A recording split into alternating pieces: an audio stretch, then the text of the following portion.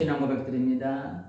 전능하사 창조를 만드신 하나님 아버지를 내가 믿사오며 그 외아들 우리 주 예수 그리스도를 믿사오며 이는 성령으로 잉태하사 동정녀 마리아에게 나시고 본디오 빌라도에게 고난을 받으사 십자가에 못 박혀 죽으시고 장사한 지 사흘 만에 죽은 자 가운데서 다시 살아나시며 하늘에 오르사 전능하신 하나님 우편에 앉아 계시다가 저리로서 산 자와 죽은 자를 심판하러 오시리라. 성령을 믿사오며 공의와 성도가 서로 교통하는 것과 죄를 사하여 주시는 것과 몸이 다시 사는 것과 영원히 사는 것을 믿사옵나이다. 아멘. 함께 할 말씀은 다니엘서 4장 34절에서 마지막 절 37절까지 봅니다. 다니엘서 4장 34절에서 37절 37절 우리 함께 한 목소리로 봉독하겠습니다. 제가 보는 성경은 구약 1240페이지가 되겠습니다. 자, 3절에 봉독드립니다. 그 기한이 참에 나 느부갓네살이 하늘을 우러러 보았더니 내 총명이 다시 내게로 돌아온지라. 이에 내가 지극히 높으신 이에게 감사하며 영생하시는 이를 찬양하고 경배하였나니 그 권세는 영원한 권세요 그 나라는 대대에 이르리로다. 땅의 모든 사람들을 없는 것 같이 여기시며 하늘의 군대에게든지 땅의 사람에게든지 그는 자기 뜻대로 행하시나니 그의 손을 금하든지 혹시 이르기를 네가 무엇을 하느냐고 할 자가 아무도 없도다. 그때에 내 총명이 내게로 돌아왔고 또 내 나라의 영광에 대하여도 내 위엄과 광명이 내게로 돌아왔고 또 나의 모사들과 관원들이 내게 찾아오니 내가 내 나라에서 다시 세움을 받고 또 지극한 미세가 내게 더하였느니라. 다 같이 합니다. 그러므로 지금 나 느부갓네살은 하늘의 왕을 찬양하며 칭송하며 경배하노니 그의 일이 다 진실하고 그의 행하심이 의로우심으로 교만하게 행하는 자를 그가 능히 낮추심이라. 아멘. 우리 앞뒤자 우리 인사합니다. 흘러보님의 축복입니다. 네, 한 번 더 인사할까요? 함께 갑시다. 오늘 제목을 하늘을 보라라는 제목으로 함께 은혜를 나누겠습니다. 당나귀가 물에 빠졌습니다. 그래서 농부는 당나귀가 이제 물에 빠졌으니까 당나귀가 막 울부짖을 거 아니에요. 그런데 이 당나귀가 좀 나이가 먹었나 봐요. 그러니까 이 농부가 판단하기에 이제 나이도 먹고 써먹을 대로 써먹었으니 뭐 힘쓸 일은 뭐 있냐. 그냥 저대로 죽게 내버려 두자. 그리고 이제 그냥 흙을 파가지고 우물에다 넣어가지고 같이 매장을 시키려고 이제 동네 사람들을 불렀어요. 동네 사람들이 이제 삽을 가지고 다 왔죠. 다 나왔어요. 그래가지고 이제 계속 이제 그 우물에 빠져있는 당나귀는 울부짖고 있는데 이제 동네 사람들이 흙을 파가지고 그냥 우물에다가 그냥 넣었어요. 그런데 계속해도 이제 울부짖을 거 아니에요? 근데 한참 동안 했는데 이 당나귀가 울음소리가 그친 거예요. 그래가지고 웬일이냐 죽었나 보다 하고 이렇게 들여다봤더니 당나귀가 여전히 살아있는 거예요. 왜 살아있는 줄 아세요? 이 당나귀가 자기에게 흙이 떨어지면 흙이 퍼부어지면 자기 몸으로 이렇게 토는 거예요. 그러면서 우물이 흙으로 이렇게 차곡차곡 쌓인 거예요. 그래가지고 당나귀가 다시 살아났다는 그런 웃지 못할 그런 일이 있습니다. 우리의 삶을 보면 그럴 때가 있죠. 이 당나귀처럼 우물이라는 이 고난이라든지 역적 힘겨움에 빠질 때가 있습니다. 때로는 사람으로 인해서, 때로는 환경으로 인해서 흙더미로 나를 덮어지면 오히려 그때에 우리가 하나님의 지혜를 구하면서 하나님이 주신 지혜로 오히려 더 큰 은혜를 누릴 때가 있는 거죠. 그게 전화의 복이 될 수 있는 거예요. 그때가 더 하나님의 은혜를 더 크게 누릴 수 있는 절호의 찬스가 될 수 있는 것이죠. 그 우물 안에 갇혔다는 상황 보면 정말 절망적이고 아무 소망도 보이지 않지만 오히려 그곳에서 하나님의 더 큰 은혜를 누릴 수 있는 것이 바로 그 우물이라는 것입니다. 하나님이 주신 지혜와 인내로 용기를 가지고 자신이 더 성장할 수 있고 높아질 수 있는 디딤돌이 될 수도 있다는 거예요. 그게 한 걸음 더 성장할 수 있는. 그리고 우리는 기억해야 됩니다. 우리가 고난의 길을 걸어갈 때에, 또한 어떤 시험을 당할 때에 하나님 반드시 우리에게 피할 길, 제가 가끔 종종 말씀드리지만 비상구는 항상 만들어 놓고 우리를 그렇게 몰아가신다는 거. 고린도서 10장 13절에 말씀하고 있죠. 하나님께서 우리가 감당할 시험 외에는 우리가 주지 않아요. 우리가 들 수 없는 무게를 우리에게 주지 않는다는 거죠. 하나님은 우리가 들 수 있는 무게만큼만 우리에게 허락하세요. 하나님은 내가 시험 감당할 수 있는 만큼만 우리에게 주세요. 그리고 하나님은 감당할 수 있음에도 불구하고 하나님은 혹시나 또 몰라서 피할 길을 예비하고 계신다는 거예요. 너 이거 내가 봤을 때는 너 충분히 가능성이 있으니까 내가 이만큼 주는 거야. 아니면 감당해봐. 그러나 감당이 힘들면 이 비상구 내가 만들어놨으니까 이 비상구를 한번 찾아보래요. 하나님은 그러신다는 거예요. 그게 바로 고린도전서 10장 13절 말씀의 내용이에요. 우리가 지난주에 징계 속에 감춰진 은혜라는 제목으로 함께 은혜를 나눴습니다. 징계 속에 하나님의 보석과 같은 은혜가 있음을 우리가 지난주에 나눴어요. 느부갓네살 왕의 교만의 질주를 멈추기 위해 하나님께서는 왕에게 징계를 내십니다. 징계를. 그런데 하나님은 겁만 주는 그런 엄포만 주신 하나님이 아니셨어요. 하나님이 하신 것은 반드시 다 이루어지시는 거예요. 그래서 느부갓네살 왕에게 말씀했던 그 말씀이 그대로 이루어집니다. 우리가 지난주에 살펴봤던 것처럼 33절에 보면 그렇게 있습니다. 바로 그때에 이 일이 느부갓네살 왕의 응함으로 다니엘을 통하여서 하나님께서 말씀하신 꿈의 해석 내용대로 그대로 응했다고 말하고 있어요. 느부갓네살에게 응함으로 내가 사람에게 쫓겨나서 소처럼 풀을 먹으며 몸이 하늘 이슬해졌고 머리털이 독수리털과 같이 자랐고 손톱은 새 발톱과 같이 되었더라. 하나님께서 다니엘에게 하신 말씀 그대로 다 이루어졌습니다. 그런데 참 아이러니한 것은 이 역경을 대하는 느부갓네살의 모습이 참 이채로워요. 이제 오늘 본문에 기록되어 있는데요. 참 은혜로 다가옵니다. 이 느부갓네살 왕이 이 역경을 대하는 모습이. 오늘 우리가 징계를 대하는 느부갓네살 왕의 모습에서 우리가 받을 수 있는 징계와 고난을 어떻게 대해야 되는가? 오늘을 살아갈 때 우리에게도 때로는 이 느부갓네살 왕처럼 징계와 책망과 고난과 환난과 역경은 오늘 우리에게도 동일하게 다가올 수 있다는 문제라는 거죠.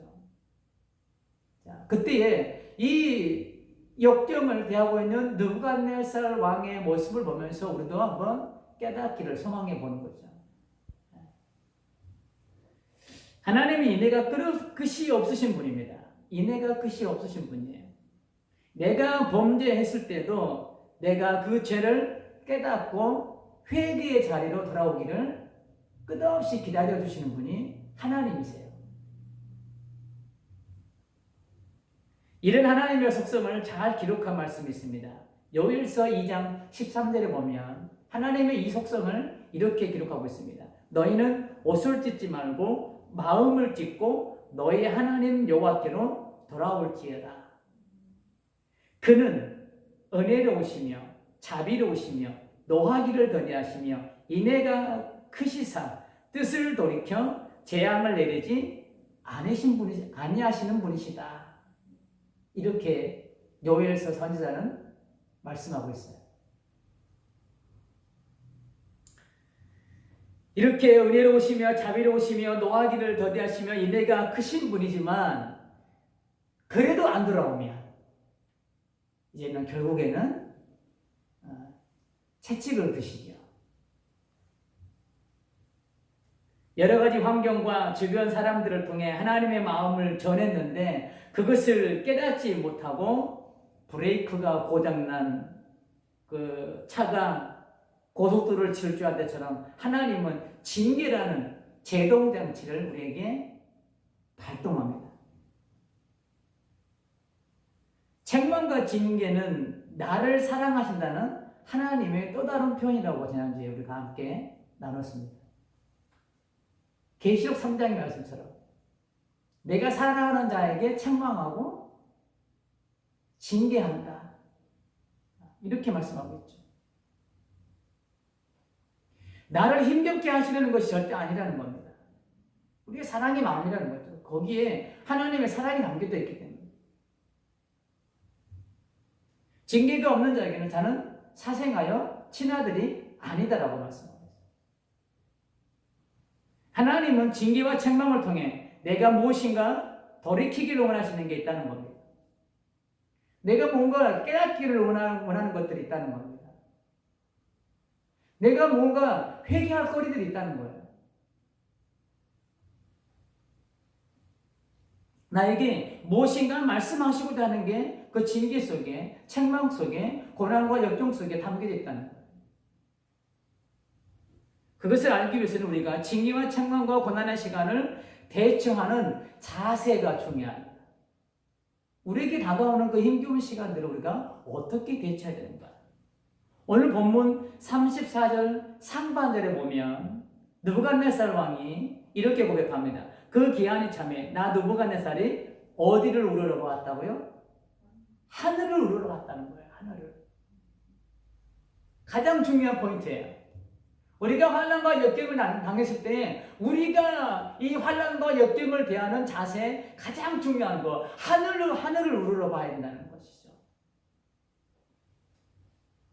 다른 말로 하나님을 봐야 된다는 거예요. 하나님을 붙들어야 된다는 거예요. 그 고난과 역경 속에서 오직 이 길만이 살 길이기 때문이에요. 그래서 하나님은 예레미야 선지자를 통해서 이렇게 말씀합니다. 너희가 돌아오려거든 나에게로 돌아오라. 왜 그랬을까요? 그 길만이 살 길이기 때문에. 우리가 대처해야 되는 첫 번째 모습이 바로 여기 있는 거예요. 하늘을 우러러 봐야 되는 거예요. 하나님을 붙들어야 되는 거예요. 하나님께서는 느부갓네살이 그동안 자기 잘난 맛에 바벨론이 강대국이 되어 세계를 주름잡고 자기의 위엄을 떨칠 때 자신만이 보였을 거예요. 자신이 최고라고. 지난주에 본문에서 그랬잖아요. 내가, 나 왕, 나를 위하여.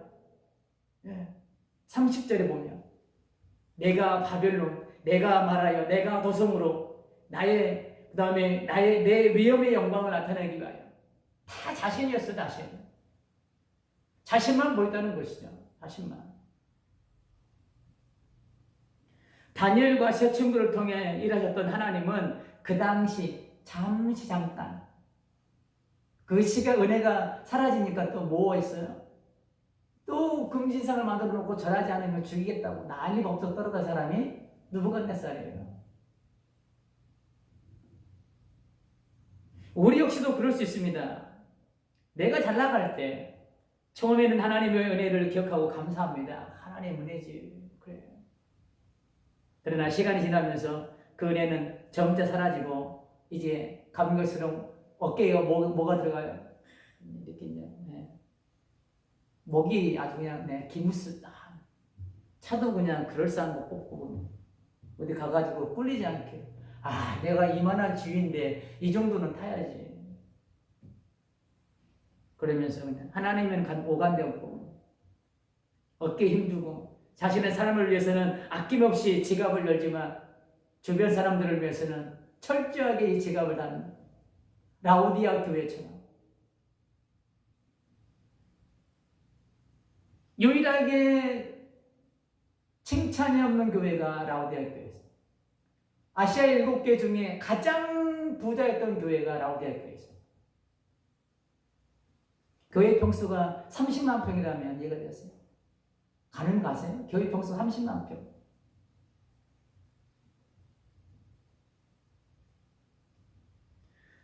그때 하나님은 인내 한계를 느끼시고 더 이상 저렇게 두면 안 되겠다 싶으시면 이제는 징계라는 제동을 거는 거예요. 이 징계와 역경은 나를 위한 하나님의 방법인 거예요. 나를 사랑하기에 이렇게 하신 것입니다. 너 그렇게 계속하면 너 죽어, 사고나. 그렇기 때문에 징계라는 제동을 건 거예요. 그때 우리는 느부갓네살 왕처럼 사람을 붙드는 것이 아니라 하늘을 봐야 되는 거예요. 하늘을. 나를 우겨싸고 있는 이 담벼락을 보는 것이 아니라 하늘을 봐야 되는 거예요. 하나님을 붙들 수 있어야 되는 거예요. 하나님을 볼 수 있어야 되는 거예요. 하나님 앞에 겸손한 마음으로 무릎 꿇고 하나님을 뜻을 구해야 됩니다. 하나님, 이 환경과 이 역경과 고난을 통해서 하나님 내게 무엇을 말씀하시려고 하십니까? 이런 하나님의 뜻을 구해야 됩니다. 첫 번째로 우리가 고난과 역경을 대처하는 것, 하나님을 봐야 된다는 것. 두 번째로는 우리가 책망과 역경을 대하는 자세는 하나님의 주권을 인정하는 자리로 나가야 된다는 겁니다. 자, 본문 35절입니다. 땅의 모든 사람들을 없는 것 같이 여기시며 하늘의 군대에게든지 땅의 사람에게든지 다 같이 합니다. 시작. 그는 자기 뜻대로 행하시나니. 그가 누구예요? 하나님이에요. 하나님 뜻대로 행하시는 거예요. 그의 손을 금하든지 혹시 이르기를 네가 무엇을 하느냐고 할 자가 아무도 없도다. 이 하나님의 뜻대로 행하는 것 속에 우리 인간이 그 어떤 뭐라 그러죠? 왜 그렇게 하냐고 그 대꾸할 건덕지가 없다는 거예요. 우리는 이 하나님의 주권을 인정할 수 있어야 되는 거예요. 그는 자기 뜻대로 행하시나니. 이 말씀은 이 세상 모든 것과 나의 모든 삶은 하나님의 뜻과 섭리 가운데 진행된다는 사실입니다. 우리 이 주권을 인정할 수 있어야 돼요. 내 삶에 좋은 일이든 안 좋은 일이든 이 모든 것은 하나님의 섭리와 뜻 가운데 있다는 겁니다. 우리는 가끔 그런 일이 있죠. 좋은 일만 하나님의 은혜예요. 내게 안 좋은 건 하나님의 은혜가 아닌 거예요. 그래서 우리는 좋은 일만 간증해요. 안 좋은 일 당한 사람들은 간증거리가 안 돼요. 나 처음 이거 좀 아이러니하더라고요. 이것도 하나님 은혜, 저것도 하나님 은혜예요. 좋은 일도 하나님 은혜, 안 좋은 일도 하나님 은혜. 왜요? 안 좋은 일도 하나님께서는 선으로 바꿀 수 있는 분이 하나님이시기 때문에 우리는 그 믿음이 있어야 되는 거예요. 내가 좋을 때만 하나님의 은혜라고 고백하고 하나님의 주권을 인정하고 안 좋을 때는 하나님 내게 왜 이러십니까? 라고 고백해서는 안 된다는 거죠.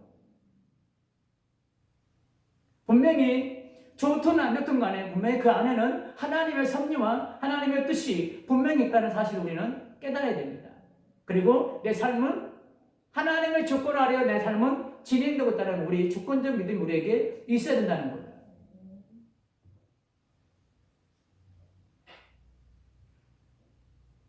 잠언 16장 9절에 보면 이런 말씀이 있습니다. 사람이 마음으로 자기의 길을 계획할지라도 그의 걸음을 인도하시는 이는 여호와시니라. 이 말씀이 뭐예요? 하나님의 주권적 은혜인 거예요. 이게 하나님의 주권이다. 너의 인생들을 이끄는 그 사람, 네가 아무리 마음의 계획을 해봐라. 그거는 내 뜻대로 되는 거다. 내가 너를 향하여 계획한 뜻대로 되는 것이 네가 아무리 마음에 계획해봐라. 그는 자기 뜻대로 행하시나니. 그 말씀과 이 장말씀을 비교해보면 우리가 이해할 수 있어요.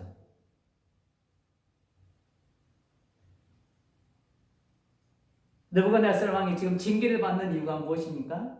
우리가 30절에서 보면 이 모든 것이 자기가 했다고 뻐기고 있기 때문이에요. 자기가 했다고. 30절에 보면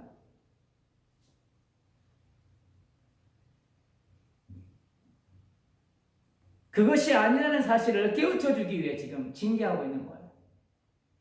하나님께서 네가 한 게 아니다.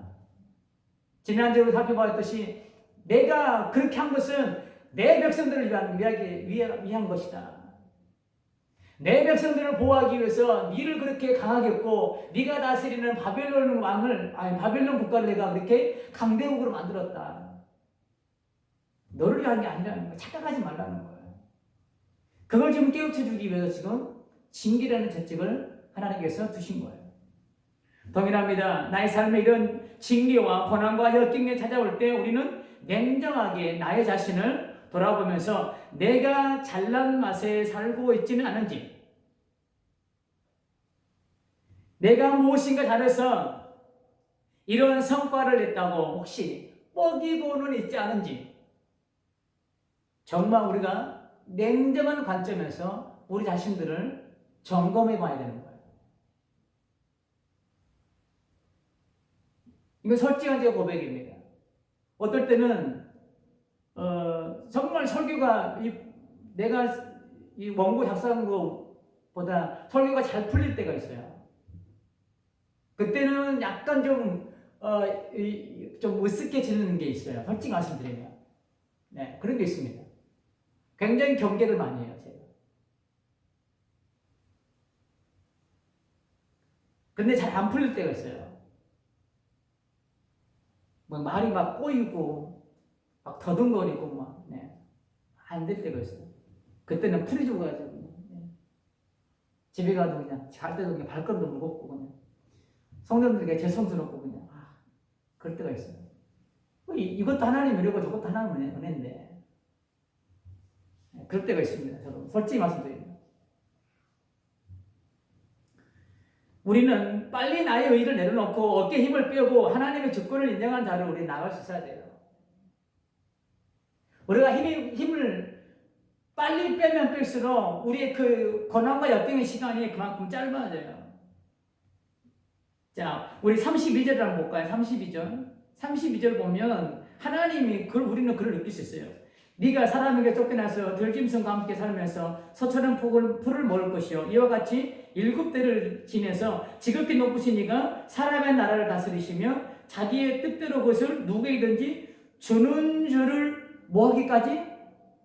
알기까지. 이게 중요한 거예요. 알기까지 이르리라 하더라.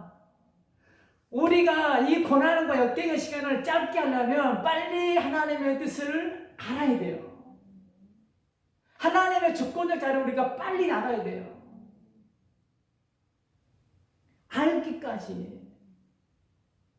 자, 반대로 그러면 하나님의 뜻을 모르면 모를수록 이 고난과 역경의 시간은 점차적으로 공들처럼 늘어나는 거예요. 이게 중요합니다. 알기까지. 그래서 빨리 우리는 힘 빼는 작업을 빨리 해야 되는 거예요. 하나님이 뭔가 내게 쌓여오면 빨리 우리는 힘 빼는 자리로 나가야 됩니다. 나의 힘을 빼야 돼요. 이 모든 것이 전적인 하나님의 은혜임을 고백하는 자리로 우리는 나갈 수 있어야 되는 거예요. 좋은 일이든 안 좋은 일이든. 그때에 우리에게 임하시는 하나님의 놀라운 은혜가 있어요. 자, 36절 보겠습니다.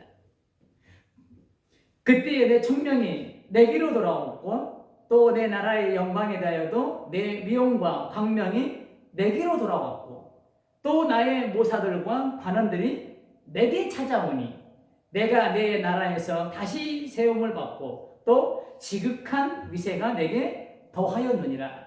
자, 36절에 보면 좀 오시는 단어가 있으신가요? 자, 내게로 돌아왔고, 그 다음에 내 위엄과 광명이 내게로 돌아왔고, 그 다음에 모서와 가는들이 내게 찾아왔고, 내가 내 나라에서 다시 세움을 받고, 지극한 미세가 내게 더하였느니라. 자, 우리가 이 고난과 역경 속에서 이 하나님을 바라보고 하나님의 주권적 은혜를 우리가 고백하는 자리로 나갈 때에 우리에게 임하시는 은혜가 뭐냐면 회복의 은혜가 우리에게 임한다는 거예요. 회복의 은혜가.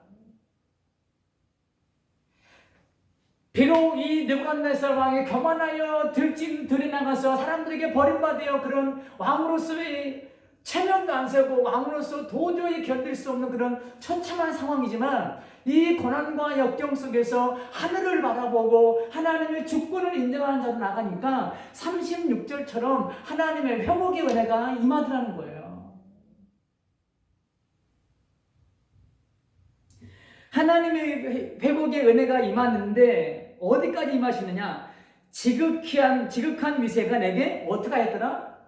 더하였느니라. 하나님을 회복하시는데 째째하게 회복하시는 분이 아니라는 거예요. 예전보다 더 큰 게 회복시키신 하나님이시라는 거예요. 하나님께서 나에게 이런 은혜를 예배하고 계십니다.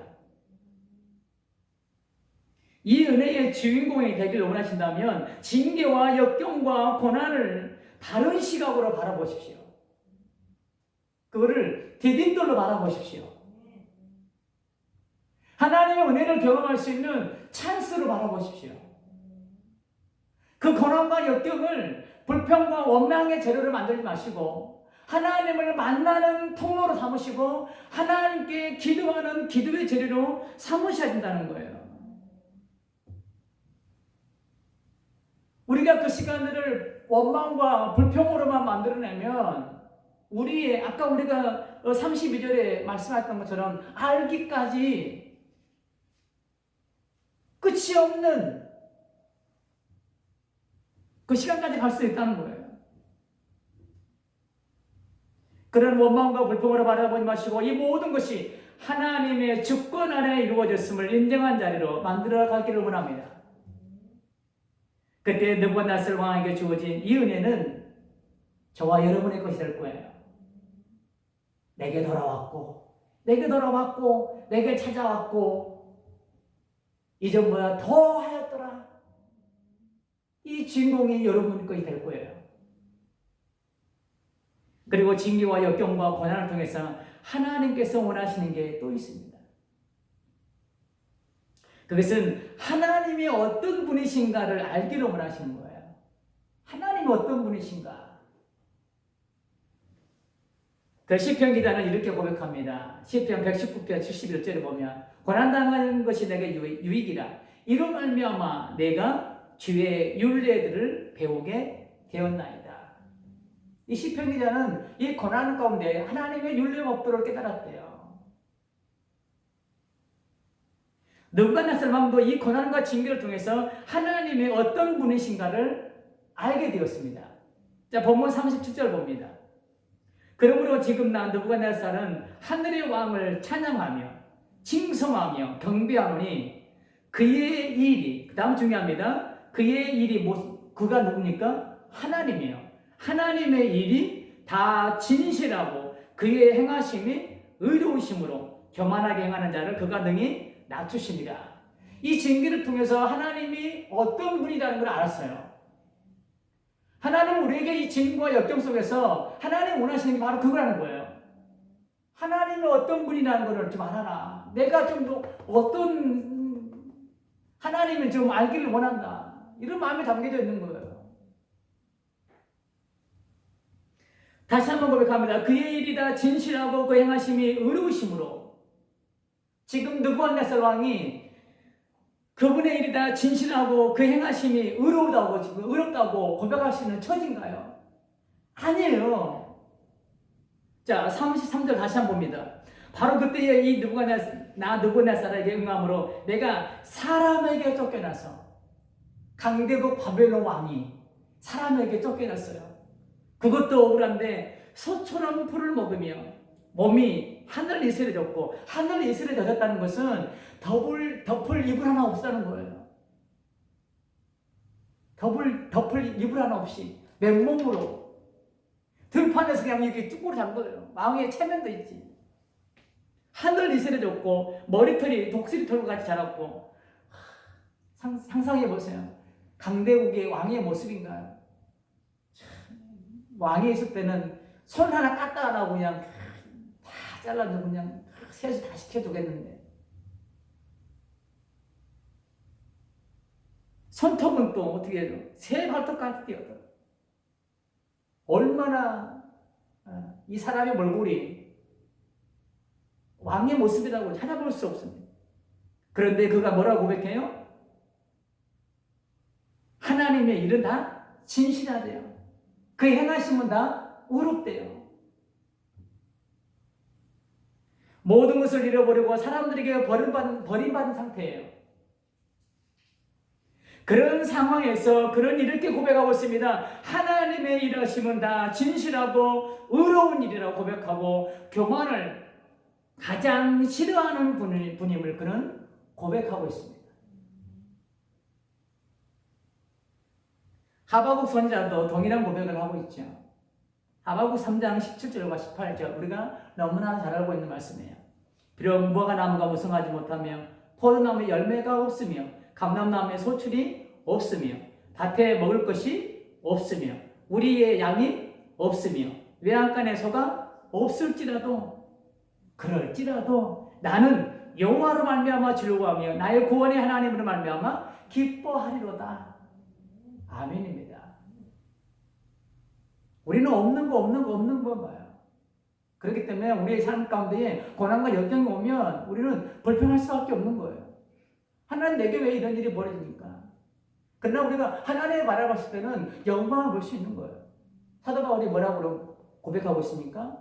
지금 내가 당한 고난은 장차 내게 올 영광과 좋게 비교할 수 없도다. 우리는 그 장차의 은혜에 이 신앙을 가지고 살아야 되는 거예요. 베드로를 부를 때에 뭐라고 예수님께서 그러셨습니까? 시몬아 장차 내가 너를 개바라 하리라. 개바가 뭐예요? 반석이에요. 베드로라는 이름이라는 거예요. 우리에게는 이 장차의 신앙이 있어야 되는 거예요. 우리는 근시안적으로 내 앞에 있는 것만 보면 안 되는 거예요. 그때는 하나님의 영광이 보이지 않습니다. 하나님의 섭리가 보이지 않아요. 하나님의 주권이 보이지 않아요. 그러나 이 긴 터널을 지나고 난 다음에 장차의 시각으로 우리가 바라보면 하나님의 이 섭리가 보이는 거예요. 하나님의 영광이 보이는 거예요. 하나님의 주권이 보이게 되는 거예요. 그래서 우리는 없는 거 투성이지만 우리는 기뻐할 수 있는 거예요. 누구를 말미암아요? 여호와로 말미암아. 그분이 어떠신 분이라고요? 느부갓네살 왕을 회복시키시되 더하였느니라. 그 하나님이라는 거예요. 느부갓네살 왕에게만 그런 은혜가 임하나요? 아니, 오늘을 살아가는 저와 여러분에게도 그런 은혜가 충분히 임하는 거예요. 여러분도 그런 주인공이 될 수 있는 거예요. 나의 일이 잘 될 때만 하나님의 은혜임을 고백하지 말고 나의 일이 조금 안 풀려도 하나님의 은혜, 내가 노력한 만큼 손에 쥐어진 것이 적다 할지라도 그것 또한 하나님의 은혜라고 고백할 수 있기를 주님의 이름으로 축복합니다. 결론입니다.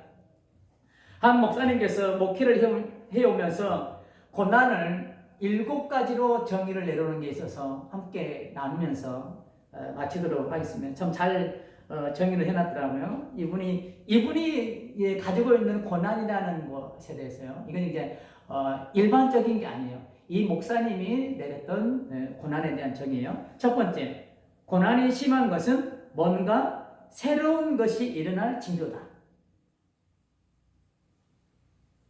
가끔 말씀드리지만 내가 은혜 받을 거 누가 먼저 알아요? 사단이 먼저 알아요.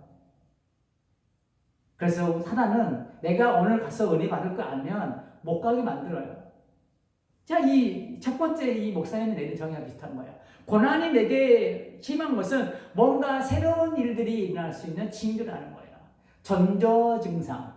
그래서 우리는 기대감을 가져야 되는 거예요. 두 번째, 때때로 고난은 인생의 지름길이 된다. 지름길. 하나님의 우리를 조금 더 빨리 보내기 위해서 나를 고난과 역경 속에 단련시킨다는 거야. 세 번째, 육적 고난 속에서 정신적으로, 영적으로 부요가 피어난다. 이 고난을 통해서 우리 영적인 부요가 풍성해진다는 거예요. 꽃이 핀다는 거예요. 네 번째, 고난 없이 얻은 성공은 오래가지 못한다. 다섯 번째, 고난은 선한 사람에게도 찾아오는 것이다. 선하게 살아도 찾아오는 거예요. 시편 기자가 말씀했던 것처럼 하나님 악인들이 왜 저렇게 잘 먹고 잘 살아야 됩니까? 왜 그렇게 착하게 사는 사람들이 어려움을 더 당해야 됩니까? 고난은 누구에게나 피해갈 수 없는 어떻게 보면 숙명과 같은 것이 들어있다는 거예요. 여섯 번째, 이 세상에 굴복하지 못할 아니, 극복하지 못할 고난은 없다. 우리 힘으로는 안 되지만 하나님의 은혜를 힘입어 우리는 넉넉하게 이기는 거야. 조금 이따 우리가 찬송 드리겠지만 세상을 이길 힘은 이것이니 너희 안에 있는 믿음이다. 이 말씀은 뭐예요? 너 힘으로는 안 되지만 네가 믿고 있는 나로 가능하다는 거예요. 이 믿음이 가능케 한다는 거예요. 7번째, 하나님은 고난당하는 인생들을 돌보신다. 절대 외면하지 않는다는 거예요. 성경 우리에게 말씀하고 있습니다. 뭐라고요? 내가 너희를 고아와 같이 버려두지 않겠노라고. 우리 인생은 하나님께서 끝이라고 할 때 끝이지 사람들이 나를 버린다 해서 끝이 아닙니다. 내가 우물에 갇혔다고 해서 끝이 아닌 거예요. 하나님이 너 이제 끝이야. 나에게로 와. 그때 끝인 거야. 우리 스스로가 끝을 정하지 맙시다. 실패했을지라도 기도할 믿음과 하나님을 따를 믿음이 있다면 분명 그는 다시 일어설 수 있습니다. 그러므로 우리가 고난과 역경과 징계의 시간 안에 있을 때 하나님을 바라보기를 원합니다. 내게 주어진 것이 좋은 것이든 안 좋은 것이든 이 모든 것이 하나님의 주권 안에 있음을 인정합시다. 그리고 이 고난과 역경을 통해 하나님이 어떤 분이신가를 더욱 깊이 알아가는 시간들이 되기를 원합니다. 그런 믿음으로 살아내어 느부갓네살 왕을 예전보다 더욱 크게 회복시키신 하나님의 그 은혜의 주인공들이 여러분이 되시기를 강력하게 주님의 이름으로 축복합니다. 아멘.